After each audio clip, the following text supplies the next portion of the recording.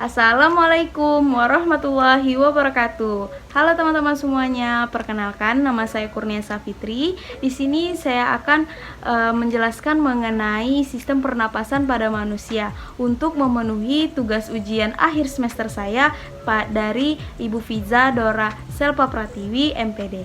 Nah, sekarang saya sudah membawa alat peraga yang saya buat sendiri. Di sini bisa teman-teman lihat. Saya membuat dari balon dan juga botol aqua bekas dan juga ada sedotan. Baiklah, urutan sistem pernapasan pada manusia yaitu dari pertama hidung, faring, laring, trakea, bronkus, bronkiolus, alveolus, paru-paru atau pulmo. Nah, pertama dari hidung. Nah, hidung merupakan tempat atau pintu utama udara dihirup. Melalui hidung, manusia menghirup oksigen untuk disalurkan ke dalam paru-paru. Sebagai pintu utama, hidung harus menyaring udara yang masuk ke tubuh. Untuk itu, terdapat bulu hidung yang tugasnya menyaring debu halus agar tidak masuk ke tubuh. Selanjutnya faring. Faring ini biasa disebut sebagai tenggorokan bagian atas manusia. Faring ini bentuknya seperti tabung dan letaknya di belakang rongga hidung. Nah, fungsi dari faring ini adalah sebagai penyalur. Jadi, udara yang masuk ke tubuh disalurkan melalui faring, lalu lanjut ke trakea. Trakea ini biasanya juga disebut sebagai batang tenggorokan. Jadi, trakea ini mempunyai fungsi untuk mengalirkan udara ke paru-paru. Bentuk trakea itu seperti tabung berongga lebar yang terhubung langsung pada bronkus paru-paru. Nah, trakea ini merupakan salah satu organ pernapasan manusia yang sangat penting. Perlu teman-teman ingat ya, trakea ini merupakan salah satu organ pernapasan manusia yang sangat penting. Selanjutnya itu bronkus. Nah, bronkus ini bentuknya menyerupai tabung juga. Pada bronkus ini terdapat silia atau rambut. Jadi, silia dan rambut ini itu berbentuk kecil yang bergerak secara bergelombang. Nah, gerakan ini yang membuat dahak, biasanya pada manusia itu dahak dan lendir keluar dari tenggorokan. Dahak atau lendir yang terdapat pada tabung bronkiol ini bertugas sebagai mencegah debu masuk ke paru-paru. Jadi dia untuk mencegah dahak ini tadi mencegah debu masuk ke paru-paru. Nah, selanjutnya bronkiolus. Bronkiolus ini adalah cabang bronkus yang bertugas menyalurkan udara ke alveolus. Selain itu, tugas dari bronkiolus ini adalah mengendalikan jumlah udara yang masuk ke paru-paru ketika kita bernafas.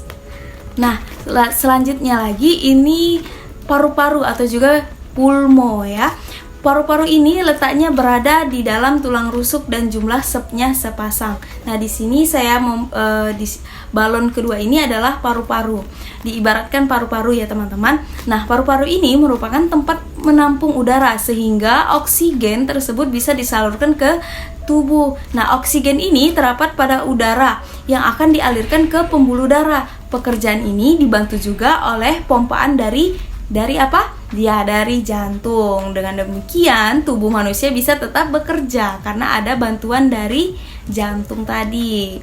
Nah, pada sistem pernapasan manusia ini ada alveolus. Alveolus ini terdapat pada di paru-paru, yaitu yang ada kantong kecil-kecil. Nah, kantong kecil-kecil pada paru-paru itulah yang disebut dengan alveolus. Alveolus ini merupakan tempat bertukarnya oksigen dan karbon dioksida yang akan dialirkan ke alveolus dan dapat dihembuskan ke luar tubuh. Nah, oke. Selanjutnya yang terakhir itu diafragma. Nah, di sini saya mencontohkan diafragma yaitu di bagian balon yang ini. Ini merupakan diafragma yaitu pemisah rongga dada dan juga rongga perut. Nah, diafragma ini bentuknya berupa otot dan dapat digunakan untuk memperluas paru-paru. Sekarang saya akan bahas mengenai sistem pernapasan pada perut. Nah, di sistem pernapasan perut ini ada inspirasi dan juga ekspirasi. Nah, sebelumnya saya akan menjelaskan pada alat peraga saya ini. Ini yang balon kuning ini saya ibaratkan atau analogikan seperti diafragma, pemisah antara rongga dada dan juga rongga perut. Nah, jadi ini adalah diafragma. Dan juga ada dua balon di dalam ini saya ibaratkan sebagai paru-paru. Nah, pada saat inspirasi ini diafragmanya ditarik, balon kuningnya ini kita tarik, maka balon yang di dalam ini akan mengembang. Nah, inilah yang dinamakan dengan inspirasi. Nih, terlihat kan teman-teman, balon di dalamnya juga mengembang ketika ini ditarik. Jadi, dapat disimpulkan bahwa pada saat inspirasi, diafragma dan otot dada berkontraksi, volume rongga dada membesar, paru-parunya mengembang, dan udara masuk ke dalam paru-paru.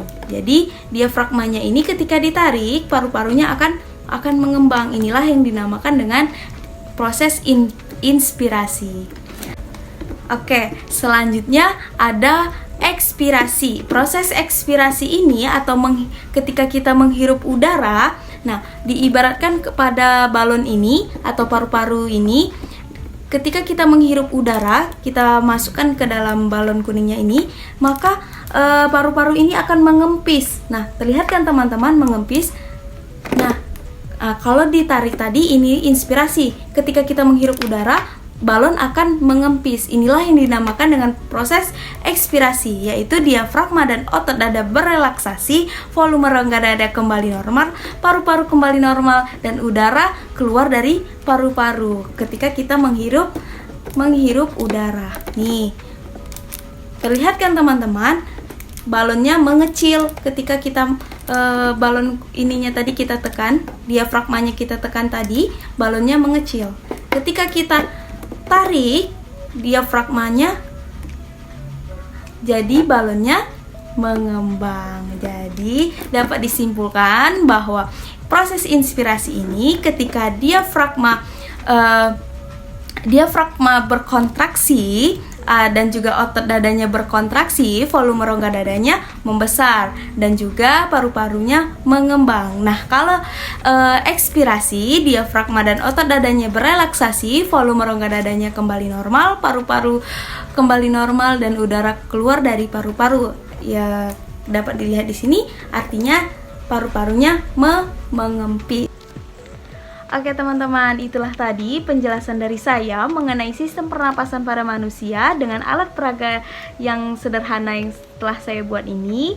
Saya mohon maaf apabila ada kesalahan dari saya, baik tutur kata saya yang kurang jelas ataupun materi yang saya jelaskan belum begitu jelas, saya mohon maaf. Saya akhiri, wabillahi taufiq wal hidayah. Wassalamualaikum warahmatullahi wabarakatuh. Bye-bye.